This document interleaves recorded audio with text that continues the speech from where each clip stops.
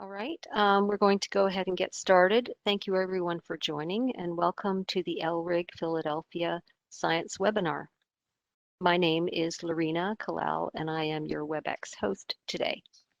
Just a couple of notes about the Webex. First, participants are muted. So for questions at the end, we will be using the chat function. You'll have to find the chat button, click on it, and then select to all panelists in the drop-down menu. And we will remind you of that later on. In addition, we are recording the session for future viewing. So with that, I'd like to hand it over to the chair of our LRIG Philadelphia chapter. Over to you, Rodney. Thank you, Lorena. Good afternoon and welcome. Next slide, please. Next, thank you. So this is a virtual scientific meeting sponsored by the LRIG Philadelphia chapter. And if you want more information about LRIG, just please visit lrig.org. LRIG is the Laboratory Research and Innovation Group. This event is an opportunity for scientists to share their research and innovations with the global LRIG community. All our events are free to attend and open to all. We encourage anybody who's interested in either presenting in a future virtual scientific meeting or would like to perhaps organize a future scientific meeting to email their proposal to talks.phl@lrig.org. I'd like to give a special thanks to Lorena, our host today, Ron Ferguson, and Sharon. Sharon will now introduce our speaker for today. Thank you, Rodney. This is great having this scientific meeting today, which is applications of mixed reality technology for remote collaboration and scientific training.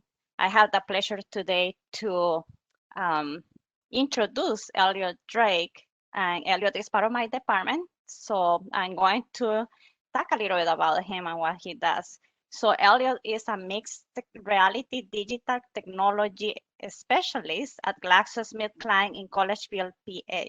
As part of the analytical platforms and platform modernization group, he and his team support initiatives within GSK portfolio that concentrates on digital technology, systems innovation, and business intelligence. His work involves the utilization of smart glasses, augmented workflows, paperless data capture, and AR/VR training modules. Elliot has direct experience in the fields of human-computer interaction, imaging and 3D visualization, computer graphics, wearable technology, graphical user interfaces, Internet of Things, and mixed reality training. Thank you, and go ahead, Elliot, start your presentation. All right, I think we are good to go. Thank you very much, Sharon. All right, yes, hello everyone, welcome. My name is Elliot Drink. So as Sharon said, I am a digital technology specialist here at GlaxoSmithKline.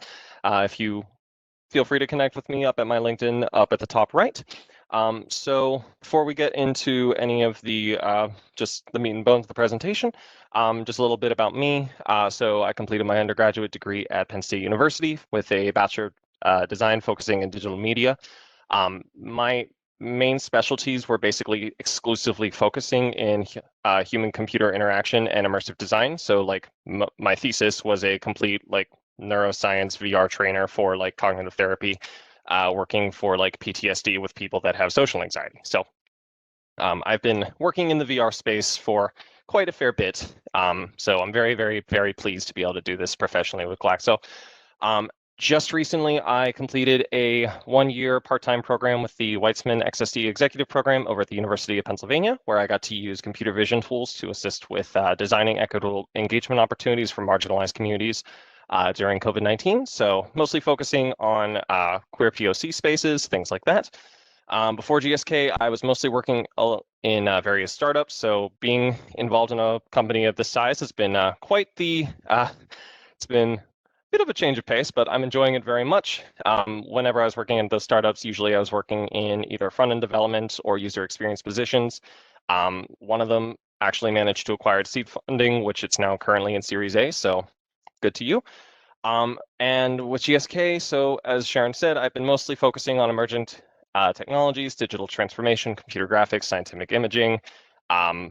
Currently mostly working with wearable technology and AR, VR, and my 1-year anniversary is actually next week. So it's really good to be here. So before we get started with everything else, before I start showing off hardware, showing off software, use cases, things like that, to those of you who are not aware of what kind of the extended XR reality family, hierarchy, whatever you want to call it are, I'm going to go over some pretty high-level overviews of just like some of the definitions or the types of technology that we're going to be using, and some pretty, again, high-level explanations of the hardware that we're using as well. After I go through that, I have 2 video clips of basically pre-recorded video demos showing some of the technology that we're using. I don't believe we're going to go through all of it because I currently have, about 8 minutes worth of content for that. So it's a fair bit. So maybe if the chat would like, we can do that, but I'm probably just going to skim through them. And then after that, I'm going to go into some more of the actual implementation of the use cases that we've been using across our business, and then maybe some of the things that are on our radar coming up in the future. Though I do need to express that I am not the scientific expert that is working on these individual use cases. My job is to facilitate in allowing scientists to do their job easier with the kinds of technology that we have. So giving scientists the ability to do better work faster with less error with the kind of digital technologies that are out on the market. That is where I fit into this whole puzzle piece. And then after we're all done, then we can move over into Q&A. So where is my mouse? There we are. So getting right into it. So extended reality, XR, what is it? For the most part, I want you to kind of think of XR as a bit of a catch-all term for the various different kinds of realities that exist on the market.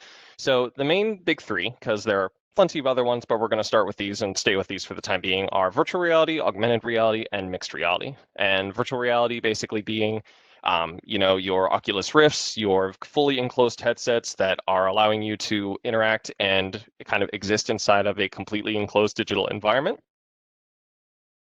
Pardon me.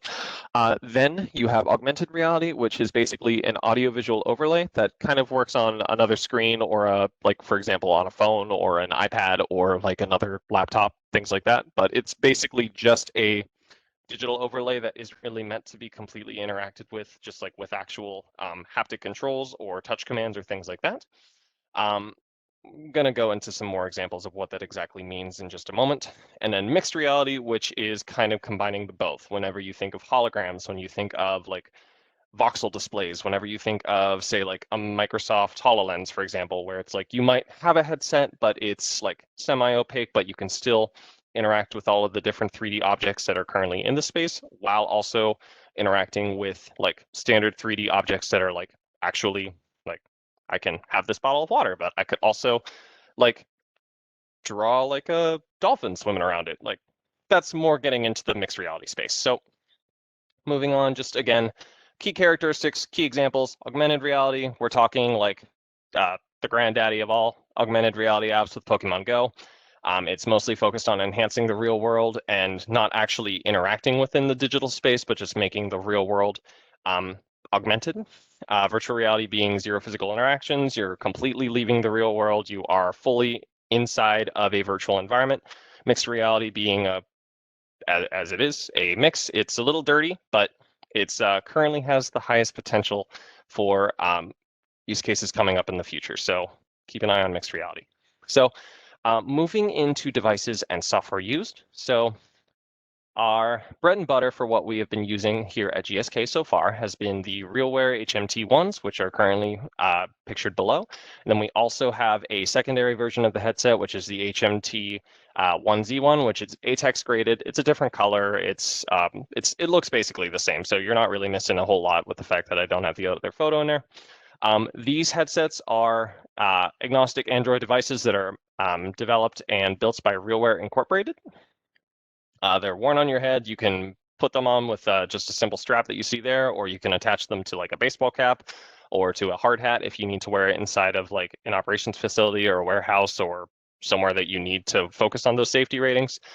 It is predominantly a voice-activated device. However, with the power and action buttons that you see over on the left of the photo, you can interact with it, but that is not its main method of doing so. It's drop tested. I do not believe the HMT1 is rated for clean rooms. However, I do know the HMT1Z1 is electrically certified. It is safe to use in, I think, I do not remember the exact terminology, but it is safe to use in much more hazardous electrical environments. Whenever you are using the HMT smart glasses, you are basically, the hardware is acting as a frame for various softwares that you can download onto it. It has basically access to the Android and Google App Market, so you can get your files and you can get your software from there, or if you are working with a master service agreement with the vendors that we are currently using, for example, which I will get to in a moment, or just with your standard IT enterprise architecture, you can have different kinds of software distribution platforms to work with that. The main software that we have been using has been Tandem and Manuals, which I will get to pretty soon. So why smart glasses? We have three major reasons for why we've been utilizing smart glasses around GSK, which we started in the smart glasses initiative started back in about 2018. So this was not something that we did as a reactionary thing to COVID. This is something that we were already preparing for, getting ready for. We had our eyes on this and we were ready to basically jump at the opportunity to use it whenever the pandemic started. We were ready, we were prepared, and we've had a lot of success using the smart glasses for our pharmaceutical business. So the main things involve reducing equipment downtime. You don't need to wait for vendors or tech specialists or engineers or subject matter experts if you need someone to come and repair equipment. Essentially, you could have most peers, you could have them put on one of the RealWear headsets, and you would be able to have, say, a virtual video call with a subject matter expert across the globe who, if they're the only person that can fix this machine for whatever reason, you can have them there at a moment's notice. So you don't need to worry about any of the logistical issues that might happen whenever you don't have the exact person at the right time. With that in mind, it also reduces travel costs and time. So you're saving weeks of time with just dealing with business travel. You're saving on hotels, you're saving on airplanes, you're saving on food and drink. You are saving on just general business operations whenever you're across or going around. Also, it facilitates for virtual lab and facilities tours. So if you're doing virtual audits, or if you are trying to show off a new office, or if you are going through a manufacturing plant or things like that, it makes it very easy to give an I see what you see approach to people that can't physically be there in a way that's a lot more intuitive and immersive than just, say, using a 360 camera that's attached to a tripod. So general approved use cases of our smart glasses. Again, so I said, you see what I see for both GSK to GSK, which is mostly just working with internal stuff.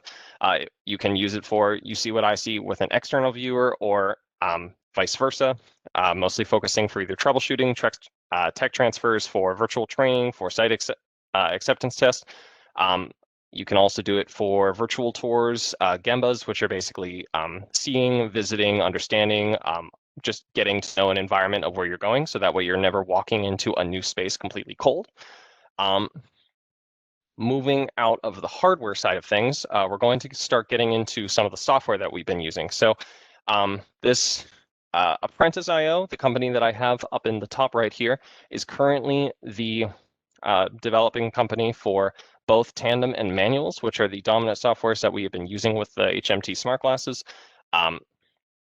So Tandem is mostly a video collaboration tool that allows for users to, it's very similar to a Skype or a Teams or to another other video platforming or to video conferencing softwares.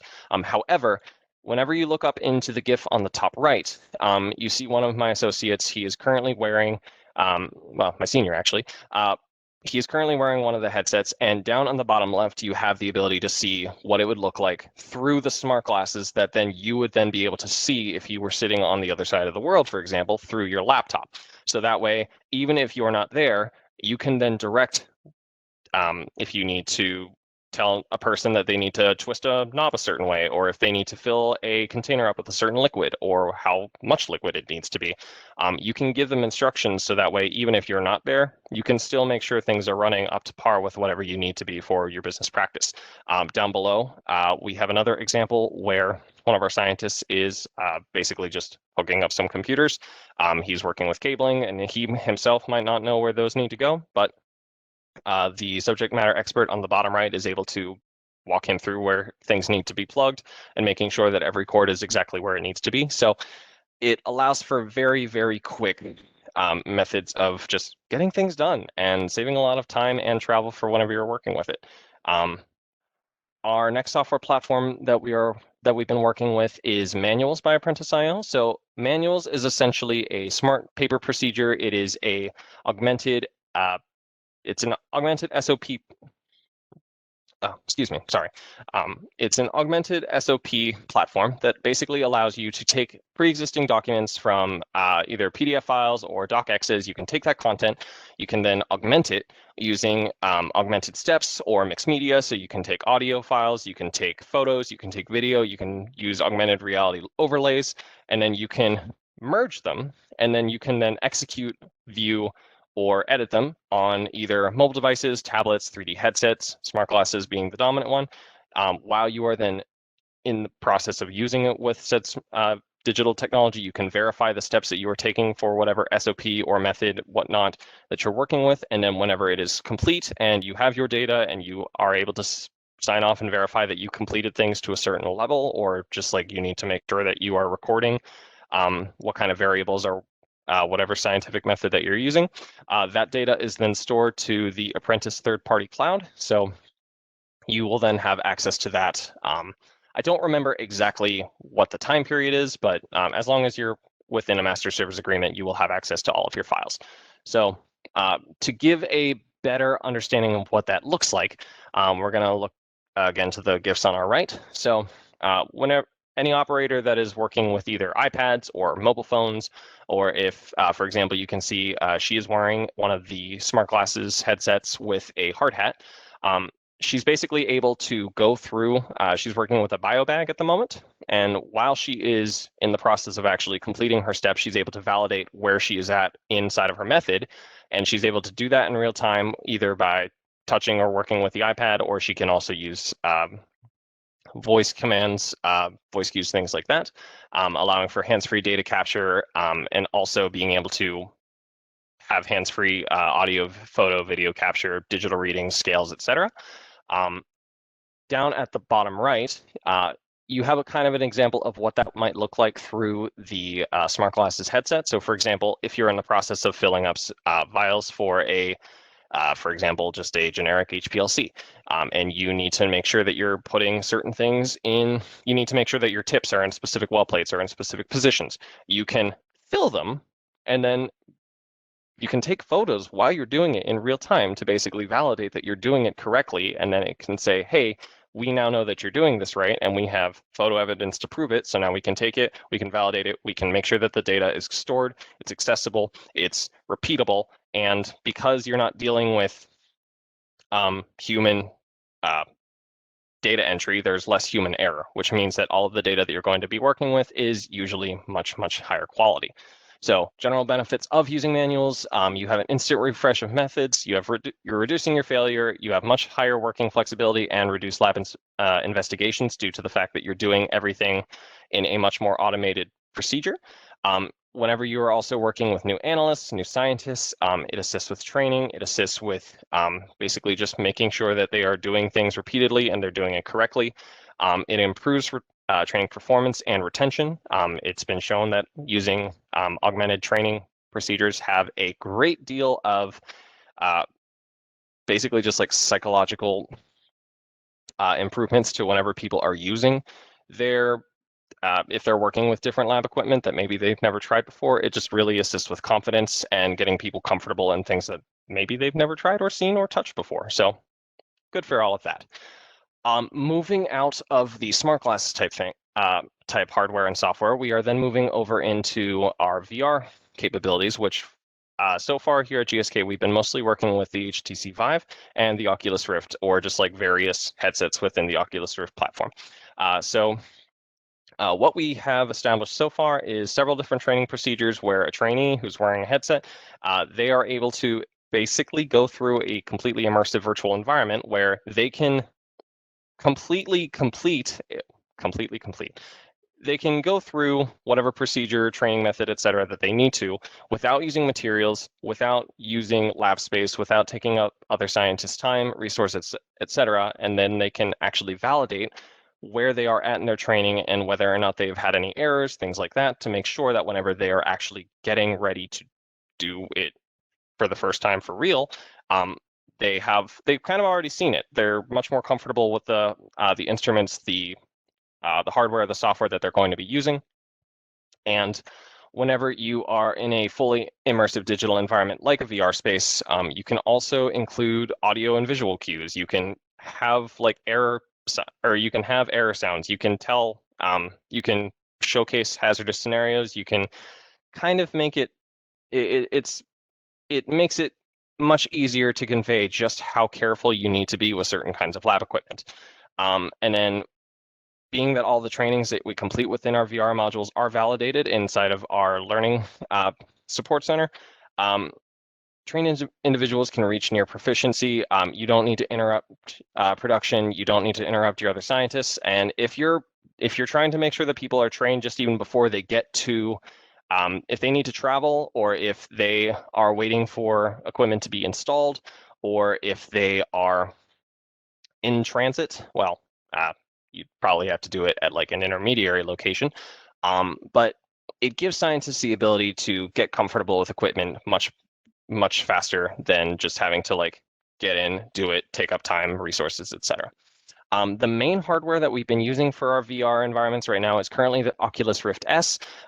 We have also used the HTC Vive Pro, and some other groups in our global business have been using the HP Reverb G2s. Mainly, we've been using the Oculus Rift S for the stuff that I've been working on in particular. It's an Android device. It's head-worn. It's one size fits all. What is really, really nice about the Oculus Rift S is, as you can see on the outside here, I'm going to try and find a laser pointer if I can get my screen to collaborate with me here. One moment. Yes, so all of these little cameras here, there's another one on the other side.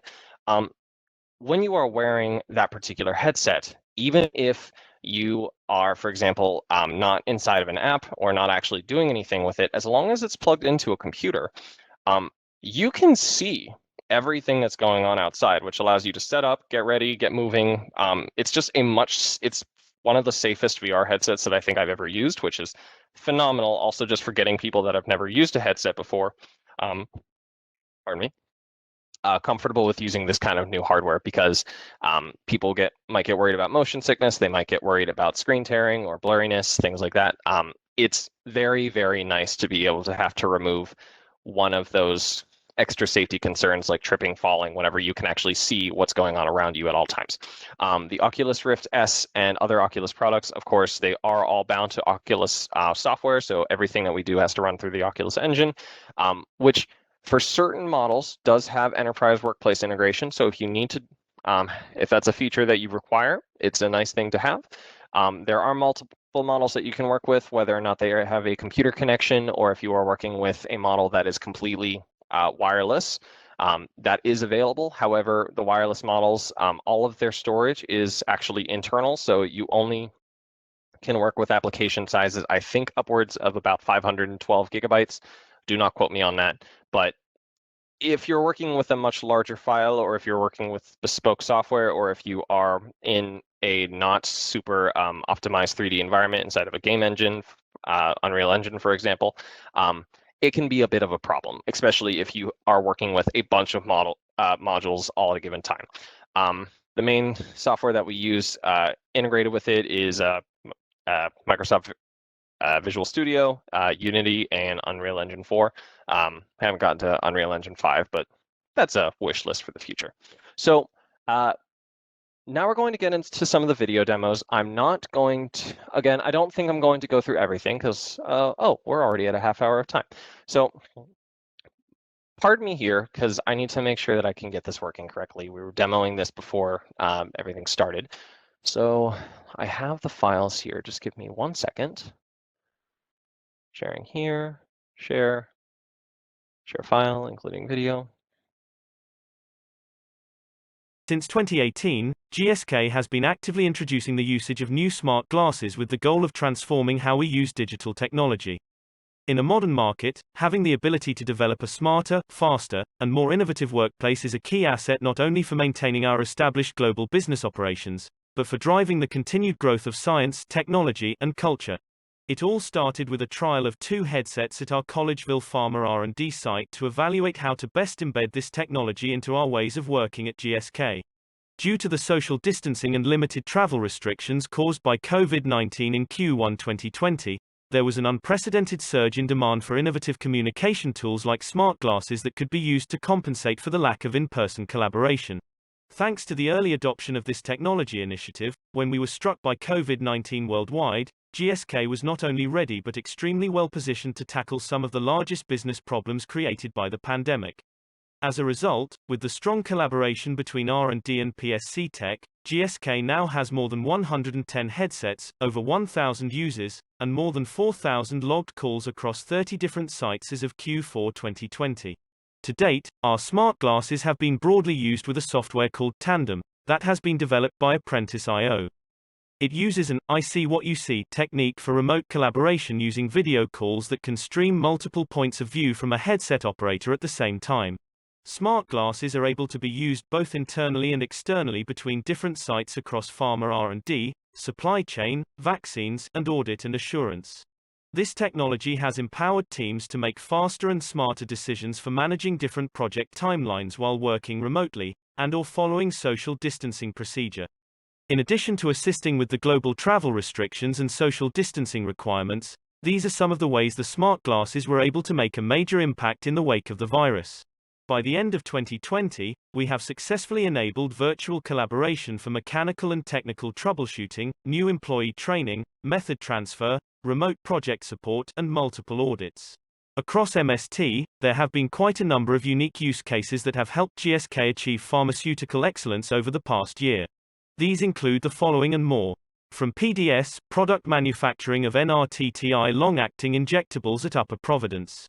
From PDS and PSC, an analytical method transfer of belantamab mavedotin from Upper Providence QC Lab to Parma QC Lab.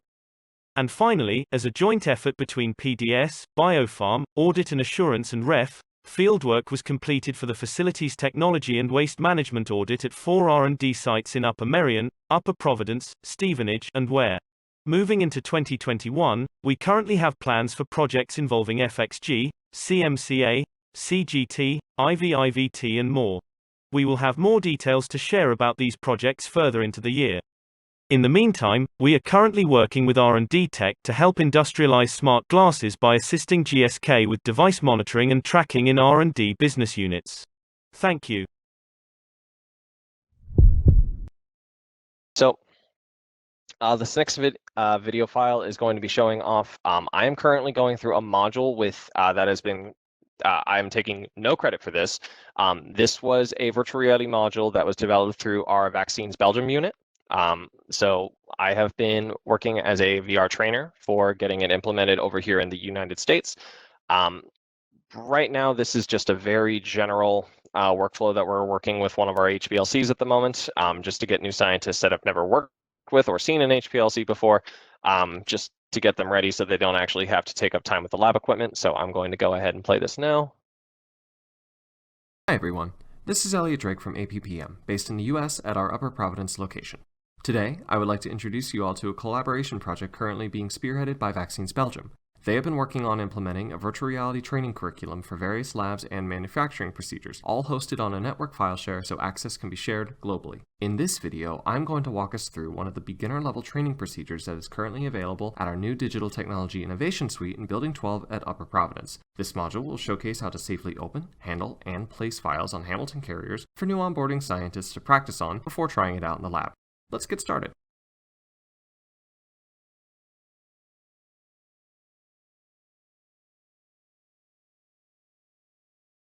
All right, here we are within our current virtual environment. We have the Hamilton in front of us, and we have some whiteboards over to our right and left. If we take a look at the whiteboards, just by focusing our cursor on them, it'll bring up an information board for us to look at any of the notes that we need to take or just observe before we get started. So as we can see here, this is a beginner level module, and the first step involves grabbing our files J, grabbing 5 of them, and putting them in place. You can close any of the information screens just by looking at the X in the top corner or by saying close. So I'm now going to reposition myself to be in front of a bag of vials. We have a bag of scissors, and we have one Hamilton vial carrier. So we need to reach in and grab a singular vial from the bag, and technically we should also grab an individual pair of scissors per vial, but we're not going to worry about that for the time being. So we have our scissors in one hand, which we can flip using one of the controls in our left hand.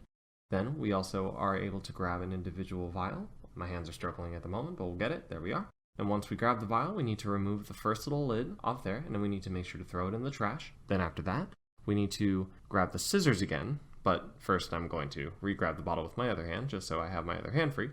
And we're going to take the scissors, and we're going to remove the extra little topper off of that, and then we're going to place our scissors back down, and we're going to place our bottle into the carrier. I'm going to fast forward the next bit, so that way we don't have to watch me do this 5 more times. I figured I'd save us all an extra several minutes of watching this video, so pardon the motion sickness. Alright, now that that's all done, we're going to take our carrier and we're going to move it over to track 28. Here you can see me positioning it where it needs to go, and then once it's done, it's going to generate a little green check mark over at the end. Once that is complete, we just need to remember to throw out all of our trash.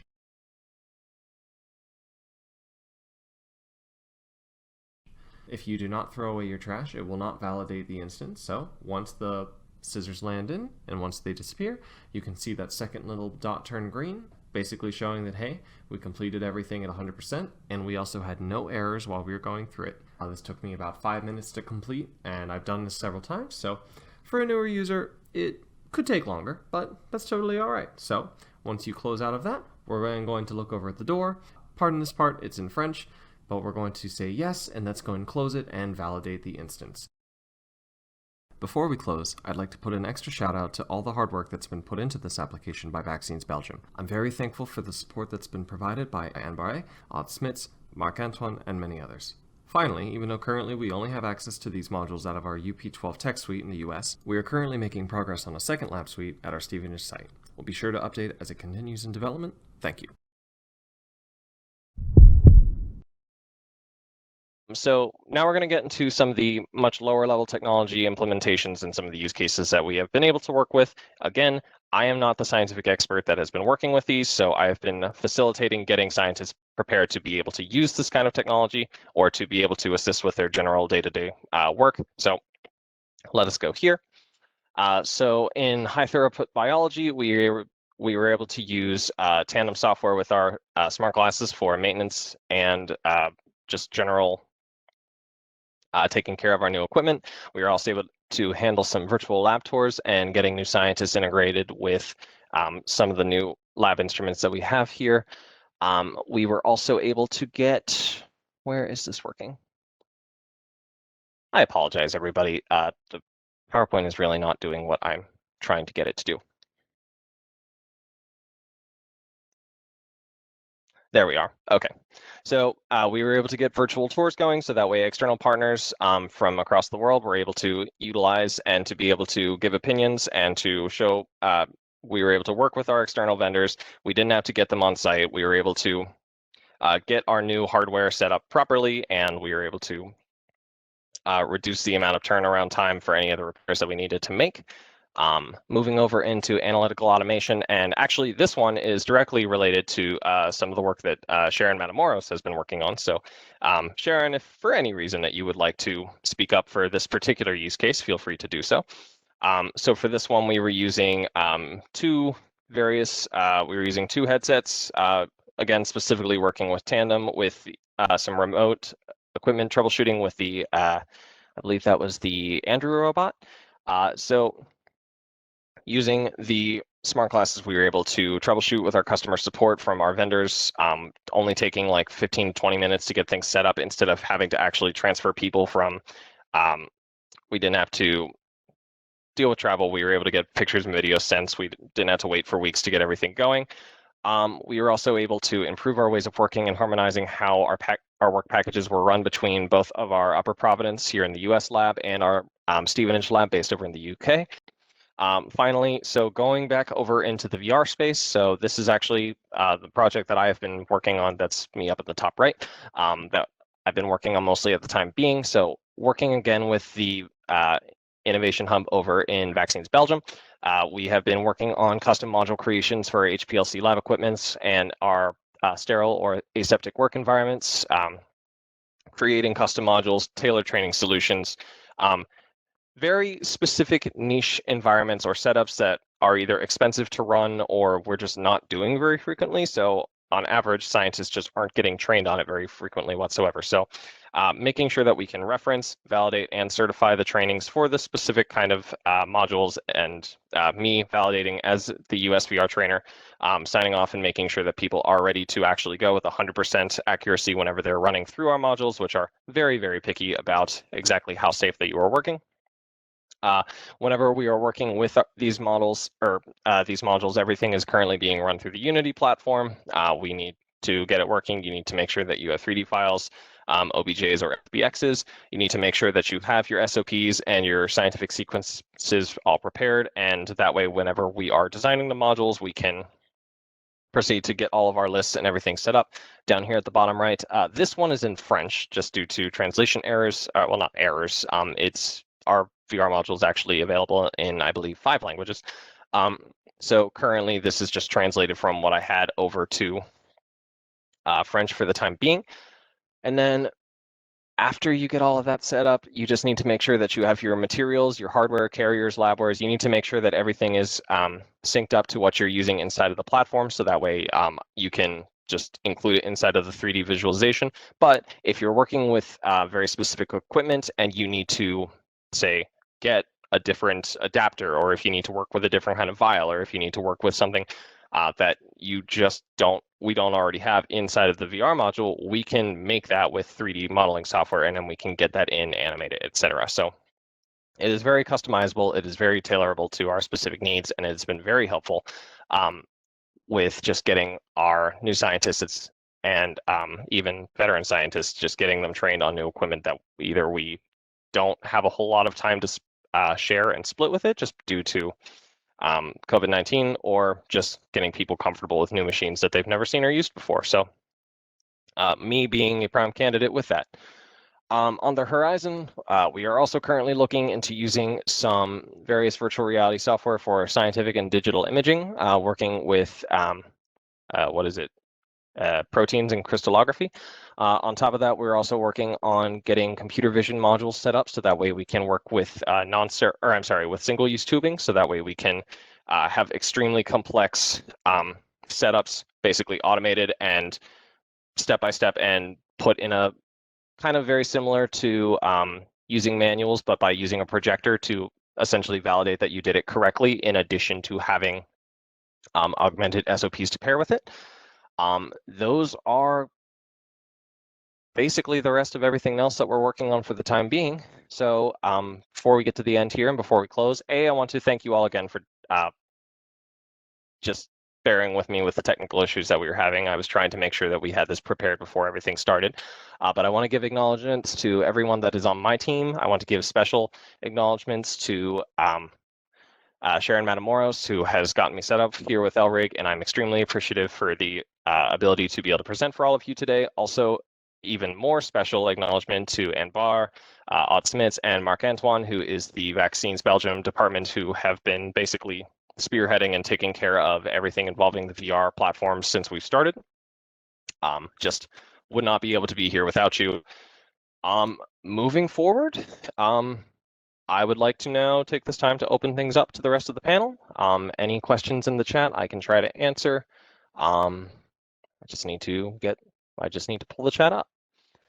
Or Thank you, or I Elliot. can take questions from either Lorena or Rodney or Sharon, whatever works Yeah. best. Do you want to move to the slide that has the instructions? I just want to remind Yes. people to select to all panelists in the chat, and that way Sharon can see the questions. Thank you. Thank you. Good presentation, Elliot. Thank Technical you. issues, sometimes they happen, and it's okay. It's part of Yeah. all of this. So It's part of the that's process. okay. Exactly. So don't worry. So I have a question for you. Besides Yes. visual and audio input, have Yes. you used any gloves or other devices to provide tactile or other sensory inputs? No, we have not. That is actually something that is very much on my radar. Just especially whenever we're getting to working with more like if we're working with like extremely sanitized, or if we're working in like glove boxes, for example, that is something that we are looking to incorporate. However, we're not currently doing it just yet. So, but that is also on the horizon. Okay. I have a question. So you Yeah. you know you work with vaccines and you are connected to that Yes. for virtual reality and the Hamilton and the Yes. HPLC virtual lab. So how long did it take that implementation? They have been working on this project. I want to say about a year or so.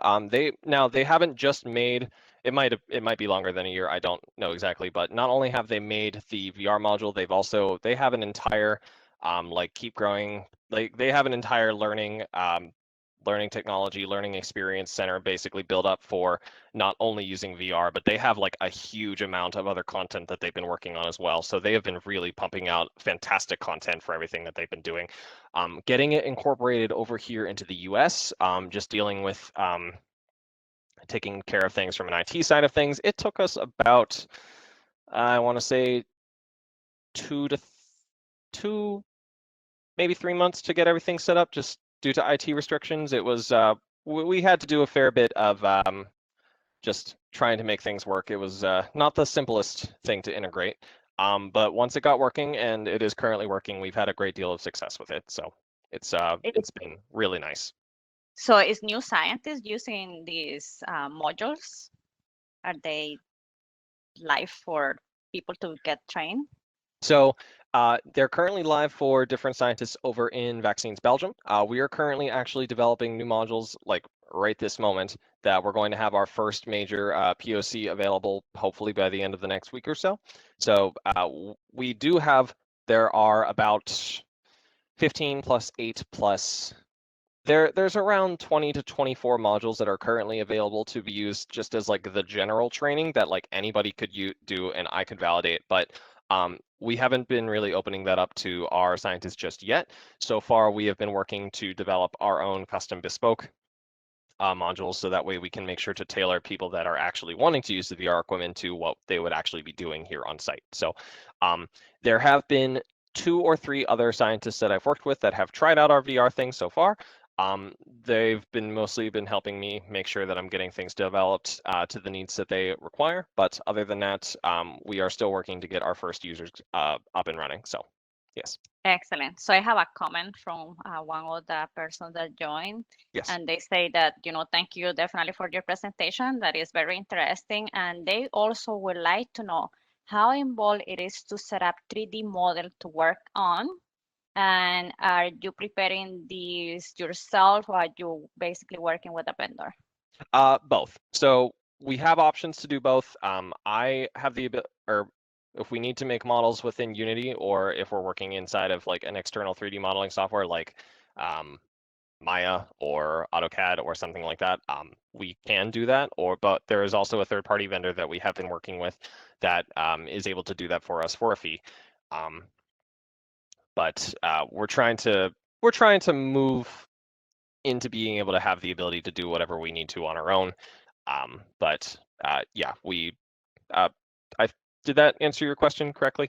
I Okay, think, thank yeah, you. you cover. So what I understand is you're working with the vendor first, getting the Yes. knowledge, and after that, you expect basically or GSK to handle it by themselves. Yes, and if we need to handle NDAs or service agreements or CDAs, just to make sure that like some of the models that we're building are not for like gigantic pieces of lab equipment that are heavily patented and things like that. Like we're just talking like minor things.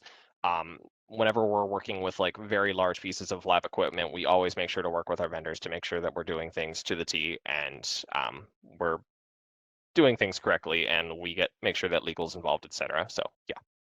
Excellent, thank you. So another question, can smart glasses send signal to Webex, Zoom, or other communication tools?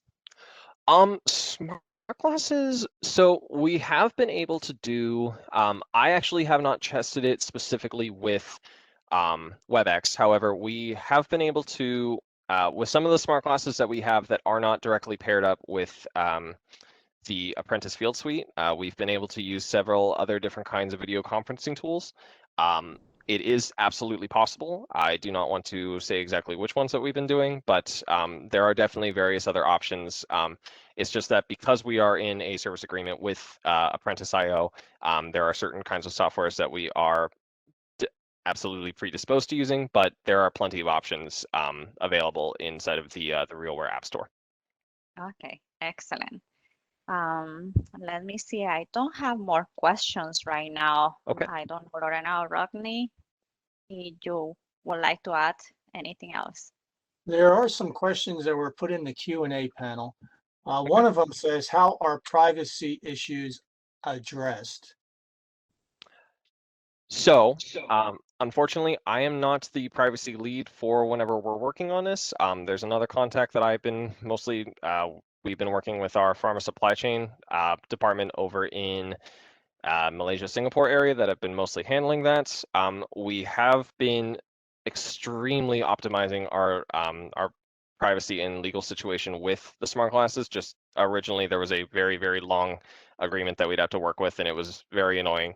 And we were able to cut that down to like, I think it might have been 3 pages or less. But that is not specifically what I've been working on. So I do not have the ability to answer that probably to how you would like. Sorry. And I don't know if you answered this already, but there was another question here. It says, how does GSK manage the collaboration with all the hardware and software companies? Yes. So everything that we have service agreements and we have business relationships with all of the groups that we've been working with, whether or not it's specifically with the lab instruments that we are working on in a virtual space, whether or not we are doing it with Apprentice or Tandem, or Apprentice.io. Every group that we've needed to make sure that we have been integrated with, we have. So yes, we have working business relationships with every party that needs to be required, yes. And the last one I see in the question and answer panel is, thank you, Elliot, for an interesting presentation. Thank you. Appreciate it. This is first one, so hope it went well. Yes, thank you very much. Anything else, Lorena? No, I think we can just move on to the close. And thanks Okay. again, Elliot. So move on to the next slide, Elliot. All right. So I'd like to thank Elliot and Sharon and Lorena today for excellent presentations here. And just remind you that if you would like to present at a future virtual scientific meeting, please just email your proposal to talks.phl@lrig.org.